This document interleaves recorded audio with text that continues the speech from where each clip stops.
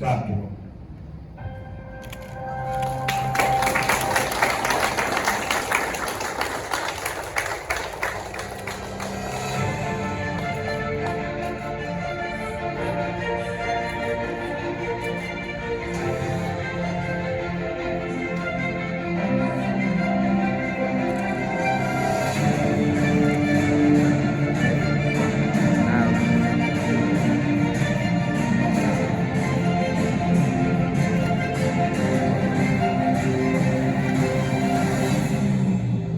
Ni ushukuru uongozi wa Chuo cha Usimamizi wa Fedha IFM kwa ubunifu mkubwa na juhudi kubwa ambazo wamezifanya kwa ajili ya kufanikisha jambo hili la programu hizi za uzamivu kwa maana ya PhD program kwenye mambo ya management. Na tumeona program nyingi zinatolewa za uzamivu, accounting na finance, mambo ya uchumi na mambo mengine mengi. Mimi ni washukuru sana.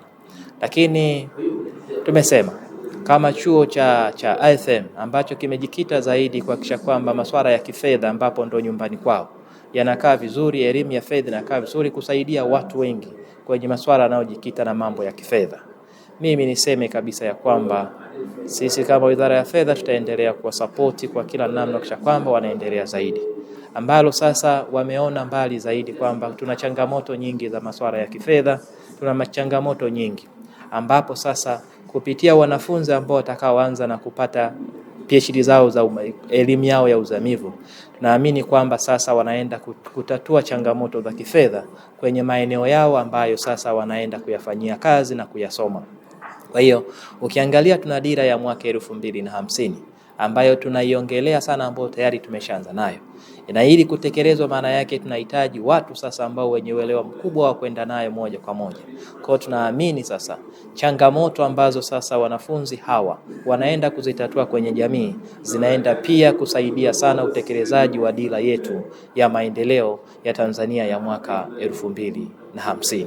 Vio tunavyo, wataalamu tunao, lakini bado vijana wa Tanzania wanalaumiwa kwamba elimu ya kifedha haitoshi. Nini sasa kinatakiwa kifanyike ili hizi lawama ziishe na vijana waweze kushiriki ipasavyo kwenye uchumi wa nchi? Kwanza ni sahihi.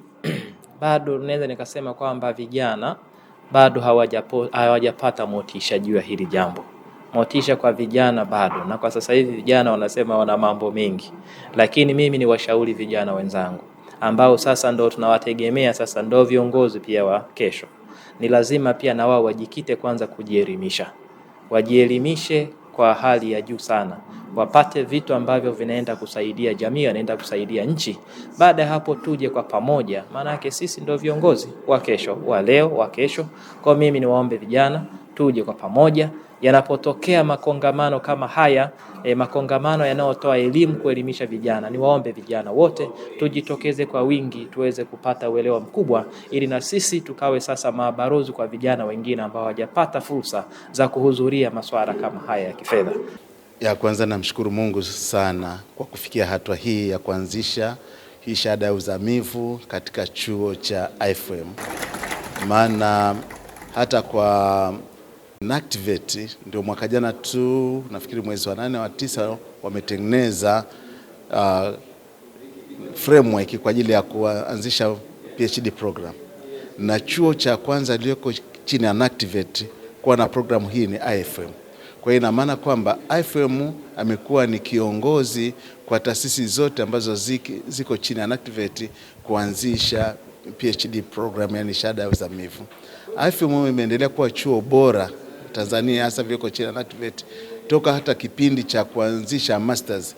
IFM ilikuwa ni chuo cha kwanza kuanzisha masters program, na sasa hivi IFM imekuwa kwanza kuanzisha PhD program. Kwa hiyo imetokea wakati mimi nikiwa mwenyekiti wa IFM, kwa namshukuru sana Mungu kwa ajili ya jambo hili kutokea katika kipindi wakati mimi tayari ndio mwenyekiti wa IFM. Tunawapongeza sana kwa hatua hii na tuendelee kushirikiana ili kuhakikisha kwamba elimu tunayoitoa itakuwa na manufaa makubwa sana kwa watu wetu. Kama walivyosema mgeni rasmi, kuna uhusiano mkubwa kati ya elimu tunayoitoa na sera za nchi pamoja na mambo ya maendeleo ya nchi, viwanda na vitu vingine. Kwa hiyo tujali sana quality assurance, itatusaidia kwa maendeleo ya nchi yetu. Otherwise nawashukuru sana, ongereni, na mimi nimefurahi, nimejumuika, nimeona kitu kizuri sana. Asante sana.